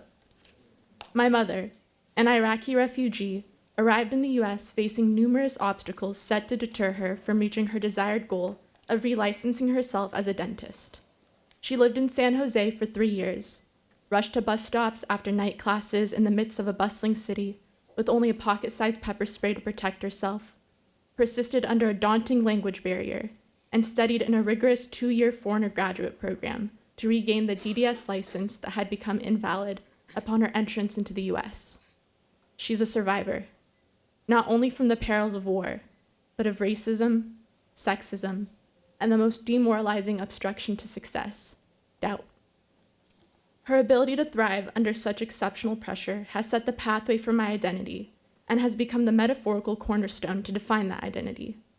Despite being born in San Diego, neither my first nor my second language was English. My father first spoke to me in his native tongue of Chaldean, presumably one of the most ancient vernacular languages in the Middle East. However, my parents later agreed to speak to me in the more universal dialect of Aramaic. Learning English was no effortless task. Years of watching Caillou and Dora the Explorer just to learn the basics, a translation sheet created by my parents to communicate with my teachers, and countless hours of uninterrupted reading which jump-started my passion for novels. Despite my attempt to conform with my peers, I was ridiculed and mocked because of the way I pronounced my U's and the way I'd stutter my S's throughout a sentence. I was ostracized for the peculiar smell of my boreg and dolma, often packed by my parents for lunch. It was the dehumanizing poison of this discriminating exile that filled my veins and dejected my spirits. When my days felt like perpetual night, it was my mother's retelling of her story to America that filled me with a type of vigor and fortitude to not only overcome my personal barriers, but to obliterate the mental blockades I had guarding my self-confidence and courage. It was the type of resilience that was a byproduct of my mother's own grit. After years of practicing and refining, I was winning my 6th grade spelling bee, won my 7th grade oratory contest for my superlative recitement of Queen Elizabeth I's speech to the troops at Tilbury, and throughout my 4 years of high school have pushed myself to attain straight A's in every AP and honors course that I took. My spirit became emboldened by the endless opportunities I was blessed with, from becoming the co-founder of a cancer awareness club at my school, to volunteering my time every Saturday morning at the hospital, to getting accepted to UC San Diego and UC Berkeley under neuroscience. I became virtually unstoppable in my passion for knowledge and ardor for empathy. Thank you.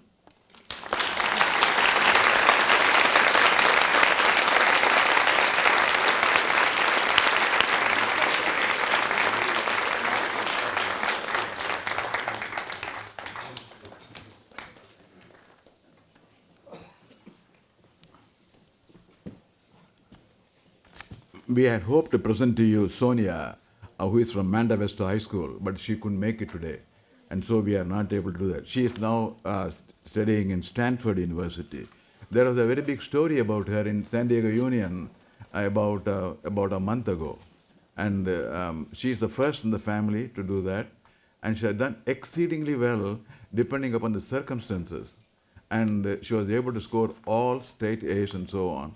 And it's really remarkable how people can do that. So she could make it. But I have a very interesting person to speak to you today, Rena Alsba. Rena? She is from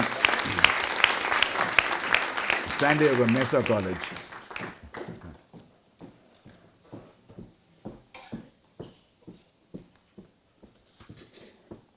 Good afternoon. Thank you, families and members of the San Diego Indian American Society, for being here today. I'm truly humbled and honored by this opportunity, as well as this scholarship. It makes an excruciating difference in my life. As was already mentioned, I was incarcerated. I'm formerly incarcerated. I grew up in a home of violence and anger, and that's how I related to the world for much of my young life. As a result of that, even though I knew that I wanted something different and I wanted a different experience, I didn't know what that looked like because that wasn't my experience. I didn't have people mentoring me in that fashion or showing me what it looked like to have healthy relationships, to communicate. Peace was an illusion to me. It wasn't something that I actually lived or wanted to attain. As a result, I was incarcerated at a really young age. I spent 21 years in prison in the state of California in Chowchilla. And I was told on a daily basis that I would die in prison and I would never be free again. It was education, both in my youth and in my incarceration, that gave me hope and a belief that something could be different in my life. And those experiences shaped and changed who I am today as a person and what I strive to be.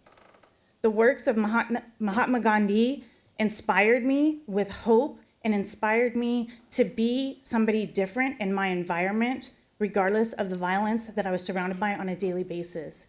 If I made a difference to just one person, my experiences meant something and had purpose, even if they were uncomfortable in the moment.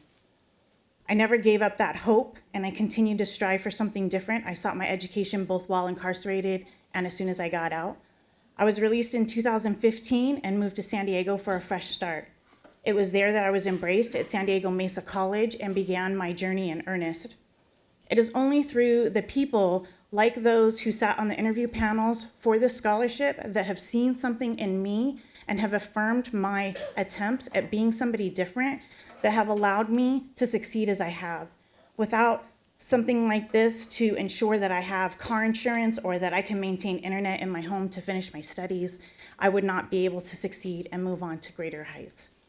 I've had the opportunity to volunteer and work with amazing organizations spreading peace, including the Tariq Kamisa Foundation here in San Diego. I have spoken to youth about my experience and encouraged them to seek the adults and the educators in their life for the support that they need to do something different and to not stay in a cycle of violence and suffering. I believe that each one of us has an opportunity to make a difference in the world, even if it's only with one other person. And I strive to be an example of that today in my education, in my work, and in my purpose. And so it's with great gratitude and super humble heart that I just want to say thank you for being a part of that journey for me. God bless you all.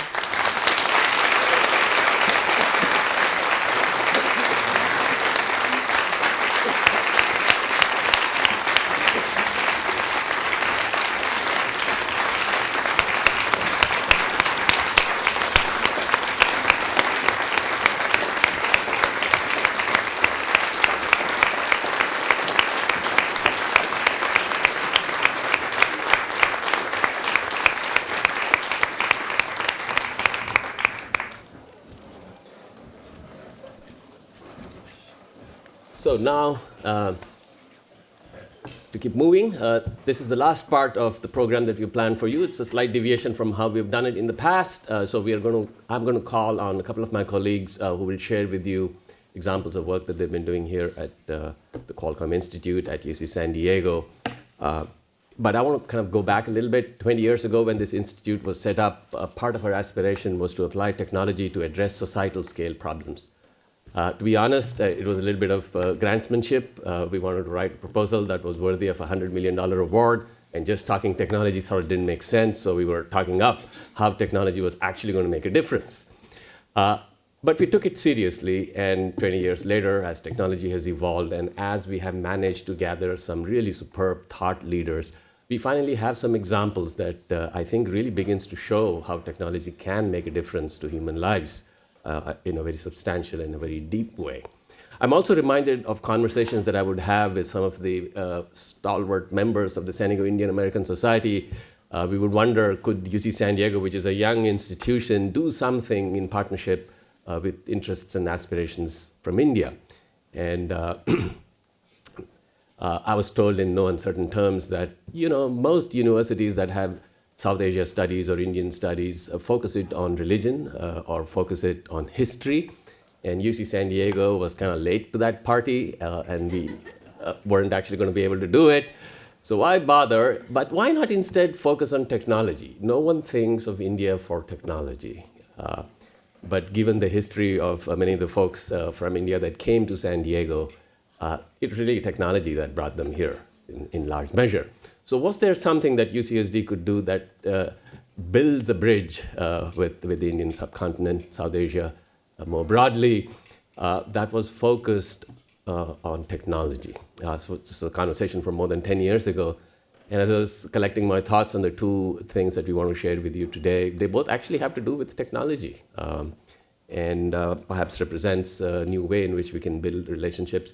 The implicit messaging in a lot of this is we rely on community support, whether it's the Gandhi scholarships or whether it's the establishment of the Institute for Ethics, Empathy, and Compassion to breathe life into these initiatives. We have a lot of faculty, a lot of students, a lot of researchers who are interested in doing this, but we rely on the community. And that's the subtext here, but I'm going to call on my colleague, Dr. Leanne Chukoskie, who got away from a soccer game with her sons. She is a neuroscientist by training, has been in San Diego for quite a while, and recently was able to establish an enterprise here, and I'll let her tell you about it herself. While it's nice for us to be seated here on stage, it might be better if we went back to our seats so we can see the presentation. Yeah.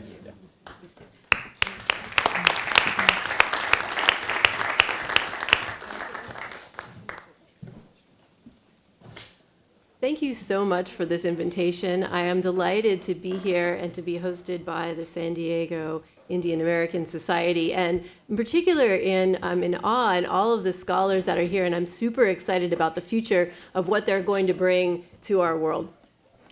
But today I'm here to tell you about something a little lighter, video games. It's actually a little deeper than that, but I want to tell you a bit of a story about how I came to engage in video games as research to help us understand better how we can measure, how we move and how we think, and how we can improve those skills in ourselves. I am not sure. There we go. Okay, so actually, let me back up for a second because I wanted to call to your attention to the fact that not only am I here as a research scientist at the Qualcomm Institute, I'm also a chief science officer of a spin-out of the research, as I'll be telling you, Brainleap Technologies, and I will tell you a little bit about that as we go. Just wanted to call that out. So many of you might have heard of using video games for cognitive training. It's become a bit of a big thing, but it doesn't actually enjoy as much of the academic support behind it as we need in order to understand truly what is going on mechanistically in the brain. When we see differences in gamers in their perceptual abilities, their attention abilities, we really need a little bit more research around that. And so we, as researchers in autism and early child development, wanted to take advantage of the fact that there was some interesting research starting out in this field and see if we can leverage it to improve the cognitive skills in kids who were at risk of having some difficulties in their educational path. And in order to do that, we engage some parts of the brain that are involved not just in what we think of as attention, spatial attention, and the ability to focus, but shifts in gaze. So for every little movement of the eye you make, we call it a saccadic eye movement, you do it about 4 times a second.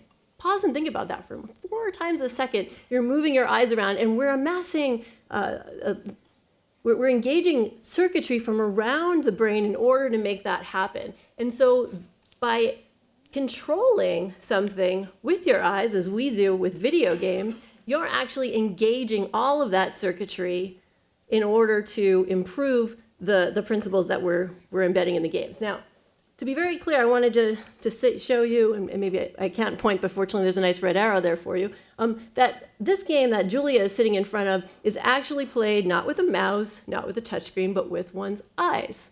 Okay? So that's an eye tracker that's sitting under the monitor, and Julia looks to the left or to the right in order to play these games. And in doing so, it engages all of those brain areas that I just showed you in order to make her faster and better at moving that spaceship around. We have a bunch of different types of games that engage different principles of attention depending on what the particular individual needs. I'm going to show you a video here just of an example, just one little video game. This is called Whack the Moles. This is probably the first one that kids encounter when they play. And so there's these little bandit moles that pop up out of the moles, and your job is to look at them, and the gray circle represents your gaze, and pop them back down into that mole, just like an arcade game, except that you're playing on a computer screen with your eyes. But there's a little trick to this. So as the player improves their speed and accuracy of movement, we also spread the, thank you, Ruben, spread the gaze out so that these moles can appear in different places. They can appear like up higher, they can actually parachute down from the sky, so their spatial uncertainty increases. But we also, see that little warning cue? This is a professor mole, and we do not hit professors at UCSD, okay? Right? So, and the kids learn that very quickly. So they're not only making that movement to the bandit moles, but they have to suppress. And that switch, go to, don't go to, is really challenging at first, but they learn it, and they learn to engage it well. Just some quick results. So I wanted to show you that in a small clinical trial of about 22 kids funded by the National Institutes of Health, we found improvements in 3 different types of attention. And this is, again, not game performance, if this is pre versus post performance. And I can show you that there's like transfer to things that are a little further outside. Again, the bar on the very left in each of these panels is pre versus post performance. I'm happy to tell you more about this later. I just wanted to show you that we are actually studying these things. They're not just pretty pictures. But importantly, what we realized as we were engaged in this study with kids on the autism spectrum is that there are many other targets of attention, many other individuals who could use attention training. And one of them was older adults. Older adults who experience distractibility, they have a harder time with driving as they get older. So we're now engaged in a study with older adults, and some examples of the games that we've made are on the right there. But we're also making games like, you don't need a diagnosis to have a challenge with attention, right? We know that some kids are diagnosed with ADHD or autism and experience some of these challenges. But what if you just had a really rough start in life and you had a lot of early life stress and your ability to focus your attention on these academic matters is challenged and you're going to have a tougher start? So we made a suite of games for preschoolers. So we're really looking now to get this supported and to get out there these games and hopefully into preschoolers in low-income preschools. Ramesh introduced the fact that the Qualcomm Institute is founded as an institute focused on technology and it's the good that it can provide to society. And what came out of, I'm delighted to be able to be here and talk to you today, but particularly delighted to be invited to be faculty here because we're able to engage the diverse array of not just scientists, but visual artists, musicians who participate in this institute, because that's what it takes to make some of the video games that we make, right? But it's that kind of collaboration that I want to encourage the scholars here today to think about in the future. That diversity of thought, diversity of training, diversity of experience is really powerful, and it makes for better work, makes for better science. So the Qualcomm Institute is supported as when we were early in our game, supported this Power of NeuroGaming Center. It's hosted here. It's actually right back over there in the hallway. But the Qualcomm Institute also supports a number of small companies through an innovation space, the Qualcomm Innovation Space. And that's where our startup, BrainLeap, is housed. So it's this really wonderful opportunity. I never really wanted to start a company, but as people were asking for the games at the end of our clinical trial, we had to figure out a way to get them, to make them available so that people could actually use them after the training for the trial was over. And so the Qualcomm Institute offered a place where this could happen, and the University of San Diego offered to help so that we could found the company, so that we can engage with the lawyers and learn what we needed to do in order to make this a reality. And that experience helped me see that I could focus some of my efforts on things that were really near and dear to my heart. When I was looking at these video games, I got the early technology. Fortunately, it's much better now. The picture you saw was with our newest eye tracker, but the early technology was a little shaky. It would break a lot. So I got to go out to the families' homes a lot, which meant I got to meet a lot of young teens and adults on the spectrum who were playing our games, and they got to know me, and they got to share things with me, and they were excited about our games, but they were also excited to share the things that they were doing, making art, making music, making games, writing narratives. But I wouldn't have known about it if I didn't have this personal relationship, because it was kept private in their homes. It wasn't out in the world.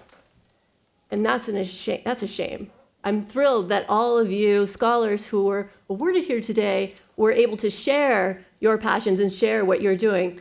And I want to see that with everyone else, but sometimes an extra opportunity is needed. We were funded by the San Diego Foundation and Legler Benbow to put together an internship program for young adults on the spectrum. So in 2018, I hosted 25 young adults on the spectrum to make video games for research in groups of 5. We had coaches help them, and we were actually in the room right over here to celebrate that, and the pictures you're seeing here are part of that showcase. These young people were fantastic. They were motivated to work. And let me tell you, if you're not already aware, the statistics of young adults on the spectrum getting jobs, particularly jobs to the level of their intellectual ability, are abysmal. By most measures, it's 70 to 80% are unemployed, even after college. And we were seeing that. We had one young man who went through medical school, and he was in our group because he couldn't find a job except for at Ralph's. This is a shame, right? So through the support and through the back and forth, we were able to engage and lift up these young individuals. And I'm proud to say, of the job seekers, 11 of 13 have jobs in technology 6 months after our program. Now, thank you. I also wanted to say that I had an opportunity to share this work actually in India, in Hyderabad last November, at the Inc. Fellows meeting. And that has created a wealth of opportunities, including the opportunity to partner with a school called Stepping Stones in Bangalore, and I'll be going there in December to look to partner with them and see if we can give the school what they need in order to help train these kids so that they can build their attention skills and learn more.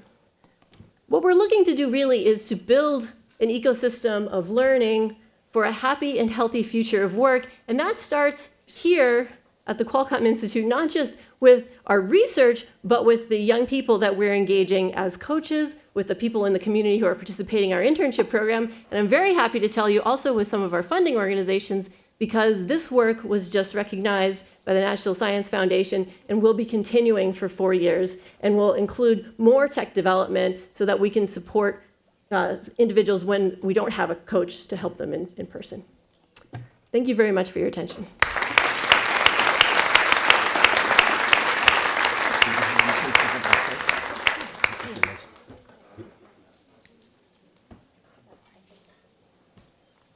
Okay, so that was wonderful.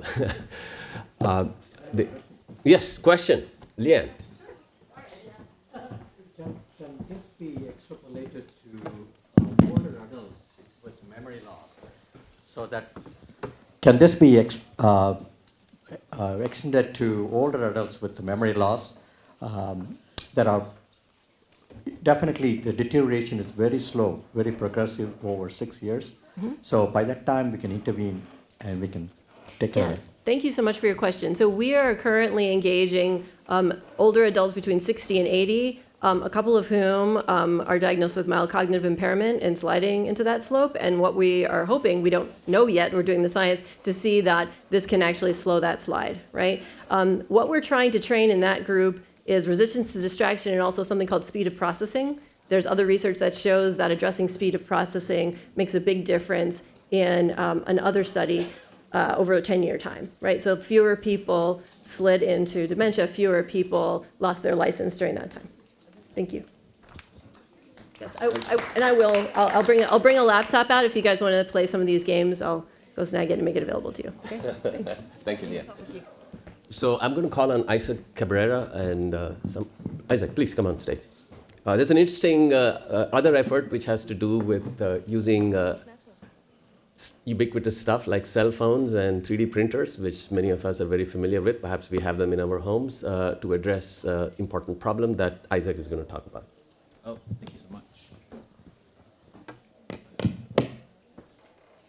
Good evening, everybody. So my name is Isaac Cabrera, and I'm a third-year PhD student here at UC San Diego. And I'm going to speak to you tonight about Project Limitless. So my story actually begins with this man who you see here on the screen. So his name is Albert Lin, and so he's an amputee. So he actually lost his leg 3 years ago in an automobile accident. And so pretty much his life completely changed after that moment. So prior to that, he actually was a National Geographic explorer. So his job was to actually travel around the world, going on these crazy expeditions, and a lot of hiking, a lot of physical movement, to actually go to discover these lost civilizations. But then in just one moment, his life, as he knew it, completely ended. So thankfully, because he lives here in the United States, he actually has access to some of the best medical care in the world. And so over the course of a year, he was able to rehabilitate, and was actually able to get access to a prosthetic limb that helped him walk again. But he actually told me his story, and so we actually started working together, and because we realized that this, what he had was he's 1 in a million in terms of access to such terrific medical care, but going around the world, accessibility is a major issue. And so we started brainstorming ways of actually tackling this head on, and that's what Project Limitless is. So I'll start with some facts.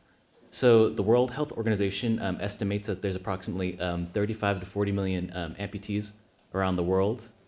But the fact is that only between 5 and 15% of those amputees actually have access to prosthetics. You can see it's a really huge barrier. So, these are going too fast. But the primary reason for this is actually inefficient manufacturing techniques. This is actually an American prosthetician, basically making these prosthetic limbs, and you can see it's completely handmade, from the layup to actually having to hand carve a mold of someone's leg before you can actually get to a final prosthetic that someone can wear. But right, what's the issue with this? It's this, the cost. So this is how much a definitive prosthesis can cost in the United States. So by our standards, it's exorbitantly expensive. So how can we expect someone in a developing nation to be able to afford anything close to this? And so so that's really where we're trying to come in with technology, try to make a difference. So one of the needs that the World Health Organization outlined is in bridging that gap to prosthetic care, is expanding and decentralizing service delivery. Essentially, right, if you want to get a prosthetic now, you have to go to a clinic. Say you're in rural India, the people who have the least ability to actually travel somewhere are expected to travel, potentially several hundred miles to the nearest clinic. So, but if we're able to actually improve the availability, accessibility, and affordability, coordinate the delivery of rehabilitation services, and actually deliver these prosthetics, and reduce the waiting and traveling time, we can make a massive difference around the world. And so we came up with this idea. It's a decentralized distribution, manufacturing, delivery system for creating prosthetics. And so it really all revolves around actually starting with someone's cell phone, being able to take that, capture images of someone's limb, and then create a 3D model, which we can put into a virtual clinic, which we can do remotely, and then manufacture it offsite, using 3D printing, really common additive manufacturing technique before we distribute it to the patients. And so we've actually developed this smartphone application, which does exactly what I described before. Enables us to actually scan someone's residual limb and then generate a three-dimensional model of that. So we take that 3D model and put it into our virtual clinic. So on the left-hand side, you can actually see the raw model that we get out of. So we smooth it out, clean it up a little bit, and from that we can actually directly create a model of someone's socket. But the challenge is that it's not just one for one. So prostheticians are actually shaping it to there's certain pressure zones to actually give the most user comfort and to make it so that it fits properly. So that was a huge challenge for us in this virtual setting without actually being able to interact with the patient. And so we basically have this feedback system now where we can actually compare our reference models to actually models made by professional prostheticians to see how close we're getting, and then use that to improve our virtual ones. So we can take that finalized model and actually manufacture it using 3D printing. But then, of course, the question always becomes, okay, 3D printing, it's a really new technology. Is it safe? Is it going to work? And so that's a question that we're trying to address right now, we've developed several custom mechanical testing apparatuses, and then doing extensive simulations to actually prove the safety. So because we don't want to distribute a solution and then have it hurt people. So we want to make sure we do it right. So what's next? So we're actually partnered with Jaipur Foot. And so we will be heading to India in November to go to one of their clinics and essentially figure out how we can start implementing this technology in India. So we're not replacing the role of a traditional prosthetician, but what we are doing is we're actually augmenting their ability to reach more people. Because in order to reach, so of course India is the world's largest population, they have the most amputees in the world. And so if we're able to augment their abilities to reach these people, it'll truly make a difference. Because at the end of the day, these amputees are real, and that's who we're trying to help. So the most important thing I want to point out is that none of this would be possible without an incredible team of people. The people you see on the screen before you, they're actually all my students who have worked with me, and there's some really, truly incredible young engineers, young scientists. And so my greatest dream is if they could come to India with me to actually see the impact of their work. That's one thing that at the moment we are not able to afford, but it's my real dream, because the fact is that these people, these young leaders, they are the future, and if they're able to see the impact of the work directly, I believe it'll just inspire them even more. And to all the younger members of our audience, I just wanted to point out that this could be you. So when you're going to university, there are tremendous opportunities to make a difference in the world. And I think that's one of the major themes of tonight's speakers, is that as an individual, you do have the possibility to create change. So I'd like to thank all of our contributors and supporters up to this point. Without them, it would not have been possible to get even this far, but especially I wanted to thank again my students for all the incredible work that they've done. Thank you.